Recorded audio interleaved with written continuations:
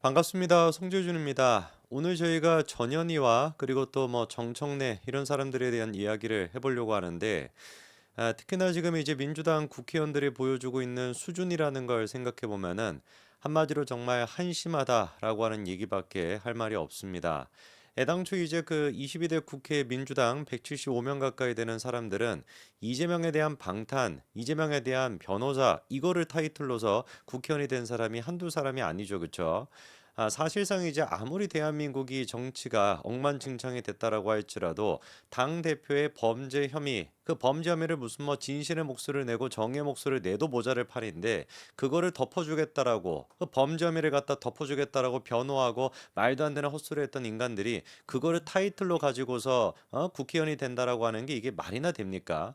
그렇게 이제 수도 없이 많은 사람들이 민주당 쪽에 그렇게 들어가 있고 뭐 100번 1000번 양보해 가지고 일단 배지를 달기까지 그렇게 미친 척을 했다면 배지를 달고 나서라도 뭐 민생을 챙기거나 이런 모습을 보여야 되는데 이거는 뭐 얘기해서 뭐 하겠습니까? 아예 그냥 하다 하다가 법안까지도 국회의원이 하는 역할이 입법 아닙니까? 법안을 만드는 것조차도 이재명 방탄용으로 법안을 만들어 제끼는 것이고 이번에 지금 만들겠다라고 하는 것도 뭐가 있어요? 법 왜곡죄.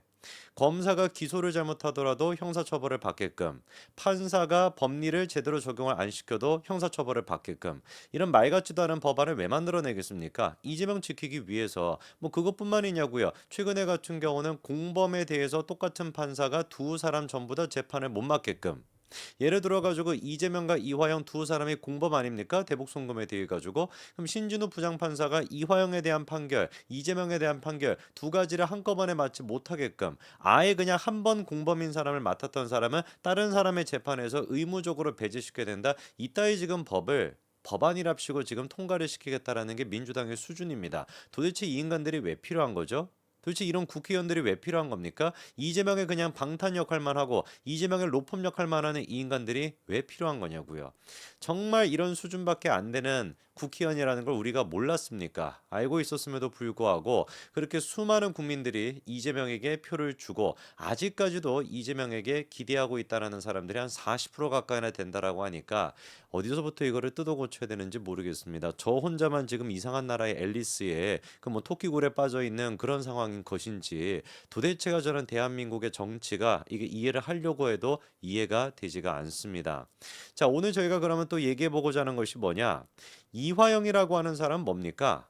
범죄자입니다. 그냥 범죄자도 아니고요. 악성, 정말 악랄한 범죄자예요. 징역이 무려 9년 6개월이나 선고가 되어 있는 그런 상태입니다. 한마디로 그냥 범죄자입니다. 그런데 그 범죄자를 국회에다가 증인으로 데리고 와가지고 지금 이제 심지어 항소심이 진행 중인데 그런 사람을 재판으로 데리고 와가지고 자기 하고 싶은 얘기 아무 소리나 떠들 수 있도록 판을 깔아주는 거 그것만 생각해도 치가 떨리는데요. 이 범죄자에 대해 가지고 정청래가 수고가 많다 힘을 내시라 이딴 소리나 지금 하고 있고요. 전현희 같은 경우도 마찬가지로 힘내시라 이런 소리를 하고 있더라고요. 도대체가 전현희한테 국민은 누굽니까? 누가 도대체 국민이죠? 이화영 같은 범죄자한테 힘내시라라고 하는 얘기 하라고 그러라고 전현희한테 국민들이 표를 준 겁니까? 참 진짜 말로만 들어서는 이 억한 심정과 이 감정을 제가 표현할 수가 없는데 실제 여러분들이 장면을 한번 보시고 전현희가 이화영한테 어떤 식의 질의를 하는지 그 내용까지 한번 같이 들어보시기 바랍니다. 영상 한번 보시죠. 질의하겠습니다. 여러모로 많이 힘드실 텐데 힘내시기 바랍니다. 이하영 증인은 2022년 9월부터 검찰 조사가 시작됐을 때 처음부터 이건은 방북 비용이 아니다라고 일관되게 진술을 했습니다. 그런데 2023년 김성태가 구속된 이후에 중간에 한 두 달 정도 진술이 바뀝니다. 그래서 이때는 기존의 진술을 번복하고 김성태와 검찰의 주장에 동조하는 입장으로 다소 흔들리는 그런 모습을 보였습니다. 그러다가 다시 원래의 방북 비용이 아니라는 입장으로 돌아와서 현재까지 이 진술을 일관성 있게 견지하고 있는 거죠. 이 입장. 그렇습니다. 참 저 영상을 보면은 여러 가지 생각이 드실 겁니다. 21대 국회도 코미디 같은 모습이 많았죠.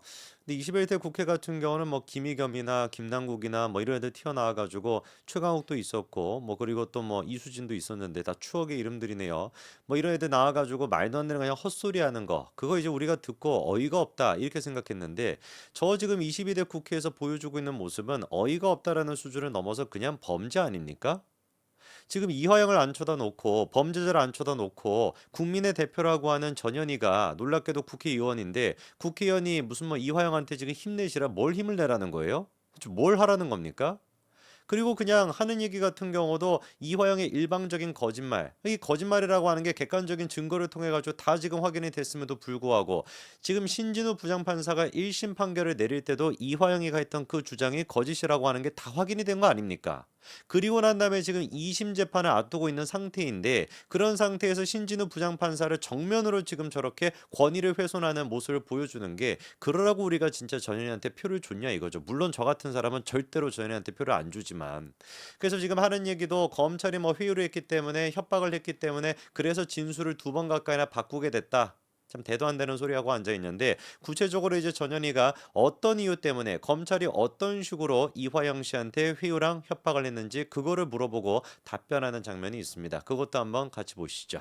네, 그러면 왜 우리 정인이 중간에 입장을 바꿨는지, 실체적 진실이 무엇인지 이걸 모든 국민들이 궁금해하고 있습니다. 제가 좀 질문을 드리겠습니다. 그럼 우리 이하영 정인이 검찰에서 김성태, 박용철 안부수와 정인이 함께 입맞추기 소위 진술 세미나를 했다.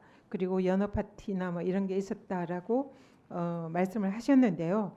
그러면 우리 정인이 검찰에서 정인에 대해서 이렇게 기존의 진술을 번복을 하기 위한 검찰에서 제시한 조건이 무엇이었습니까? 첫 번째 가장 중요한 것은 현재 제가 판결받았던 이 사건에 대해서 다툼이 있습니다. 카드를 누가 줬느냐 뭐 이런 문제들이 있었는데 그런 것들에 대해서 김성태, 방용철이 저에게 유리한 진술을 하도록 하겠다. 뭐 이런 것들을 포함해 가지고 이재명에 대해서만 얘기를 해달라. 이재명에 대해서만 얘기하면 이재명이 주범이 되고 내가 종범이 돼서 근데 구속기간 만기 내에 석방을 시켜주겠다. 이런 것들에 대한 제안이 있었습니다.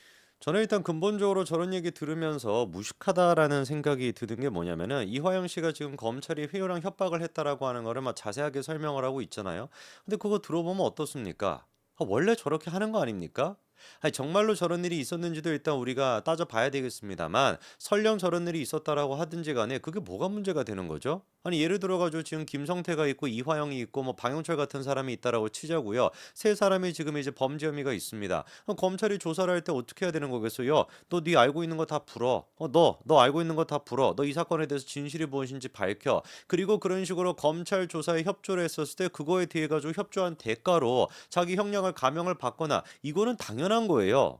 그렇지 않습니까? 그러라고 우리가 이제 감형에 대한 조건이 있는 것이고 그리고 또 가중하게 되는 그런 이제 조건이 있는 것인데 가장 결정적으로 내가 지금 피고인이 반성을 하고 있느냐 안 하고 있느냐를 판단할 수 있는 게 저런 식으로 검찰 수사관에 얼마나 협조하는가 그것도 들어가는 거거든요. 그러니까 검찰 입장에서 같은 거는 이화영 당신이 알고 있는 걸 다 풀어라. 그러면 우리가 이런 식으로 최대한 법적 테두리 내에서 바게닝을 할 수가 있다. 협상을 좀 할 수 있다. 이게 도대체 뭐가 잘못됐다라는 겁니까? 그리고 정말로 무슨 뭐 애당초 이 문제가 시작이 됐던 거는 우리의 상식을 뛰어넘는 얘기들. 뭐 예를 들어서 검찰청에서 연호회를 시켜가지고 막 사줬다 술판을 벌였다. 그거에 대해 가지고 우리가 비상식적이라고 생각했는데 그거에 대한 얘기는 또 없잖아요. 그냥 당연하게 검찰이 수사를 할 때 하는 그런 어떤 회유도 아닌 것이고 어떤 그 뭐라고 해야 됩니까? 이거를 뭐 내고라고 해야 되는 겁니까? 협상이라고 해야 됩니까? 그거를 가지고 지금 뭐 대단한 것처럼 얘기하고 앉아 있냐고요. 그렇게나마 대단한 게 연어회나 뭐 술판을 벌였다 그런 얘기는 온데간데 지금 없고. 그리고 근본적으로 제가 시기도 맞지 않다라고 말씀을 드린 게 이화영이 지금 술자리 파티가 벌어졌다라고 주장하는 게 2023년도 7월 달 아닙니까? 그런데 이미 이화영이가 6월 초, 6월 9일과 6월 30일에 뭐라고 진술했었냐? 6월 9일 같은 경우는 이재명이 대북 송금에 연관이 되어 있습니다. 라고 진술했고요. 6월 30일 때 같은 경우는 쌍방울이 대북 송금을 대납했고 이재명에도 보고를 했다. 라고 하는 거를 6월 9일과 6월 30일에 이미 다 했단 말이에요. 그러면 7월 달에 뭐 하러 그렇게 회유를 하겠냐고요. 이미 다 진술을 했는데 회유를 하겠다라고 한다면 진술하기 전에 회유를 해야지 말이 되는 것이지. 논리적으로 하나도 말이 앞뒤가 안 맞지 않습니까? 그 저런 어떤 헛소리를 언제까지 우리가 듣고 있어야 되나 싶은데 전현희가 이제 또 뭐라고 얘기하냐. 그렇게 이화영 씨가 검찰로부터 회유를 당해가지고 회유 당해서 한 진술이 뭐가 있냐라고 물어보는 장면이 있거든요. 그런데 이 장면에서 이화영이가 나름대로 지가 무슨 뭐 잔머리를 굴려서 이재명한테 보고했다라고 그렇게 내가 검찰 조사에서는 얘기했었는데 거기에 약간의 트릭을 뭐 집어넣었다 이런 대도 안 되는 소리 하더라고요. 일단 그 장면 들어보시죠. 쌍방울이 우리 경기도를 위해서 자기네 비즈니스 차원에서 하면서 그래 우리 경기도를 위해서도 애를 썼다는 정황 정도는 알고 있었다. 뭐 이런 정도가 얘기됐었고요. 그걸로 안 된다 해서 제가 얘기한 게 이재명 대표에게 보고를 드렸다. 그 정황을 그것까지 갔는데 나름 그 뒤에 그 진술을 번복할 이재명 대표가 그 부분을 커버할 수 있는 제 나름의 함정을 팠죠. 아까 그 말씀을 예, 하셨죠. 예, 그 다른 행사가 있는 날 해서 그때 그런데 보고했다고 하신 그거는 거죠? 쉽게 인터넷 검색하면 바로 나오는데도 불구하고 검찰은 그런 것도 급해가지고 그냥 네. 이화영이가 지금 하고 있는 얘기가 무슨 뭐 날짜 같은 거를 살짝 뭐 트릭을 해놨다 뭐 이런 소리를 하고 있지만 저기 이제 헛소리인 이유가 뭐냐면은요. 일단 날짜 그것도 맞지가 않고요. 그리고 궁극적으로 이화영이가 이재명한테 보고했다는 얘기를 저 지금 얘기만 들어보면은 뭐 딱 한 번 얘기한 것처럼 얘기하고 있지만 그렇지가 않습니다. 무려 두 차례나 검찰 조사에서 얘기를 했었습니다. 첫 번째 같은 경우는 이제 뭐 아주 구체적으로 진술을 했었어요. 송명철 조선아테이 부실장이 현대 아산의 사례를 비춰봤을 때 돈이 많이 든다라고 얘기를 했고 그 얘기를 듣고서 필리핀에서 이제 그때 뭐 국제대회 같은 거 열고 그 이후에 이재명한테 그거를 보고했습니다. 이게 첫 번째 이화영의 얘기였고요. 두 번째 얘기 같은 경우는 자기가 이제 그 총선 출마를 위해 가지고 부지사직을 사임하기 직전에 쌍방울이 사업상 수백만 불을 썼고 내년에는 방북이 될 것 같다라고 이재명한테 재차 보고했다라고 두 번이나 보고했다라고 이화영이가 얘기했습니다. 근데 이거를 이제 와가지고 주워 담겠다고 무슨 뭐 날짜를 내가 뭐 트릭을 써놨다? 판사가 바보입니까? 검사가 바보입니까? 그런 것도 제대로 확인 안 하고 그런 것도 제대로 날짜가 안 맞는 상태에서 신진우 부장판사가 9년 6개월을 때렸겠냐고요. 저런 식으로 반성 없는 모습을 계속 보이시길 바랍니다. 전현희도 잘 알고 있습니다. 저렇게 계속 막 붙여가지고 이화영이가 더 헛소리하게끔 만들고 그게 고스란히 이화영의 2심 결과에 영향을 끼치게 될 것이고 2심 결과에 영향을 끼치게 되는 순간 동시에 누구의 운명도 결정하게 되는 거예요. 이재명의 대북송금에 대한 운명도 결정하게 되는 겁니다. 한마디로 자폭을 하고 있는 것이죠. 여기까지 말씀드리겠습니다. 감사합니다.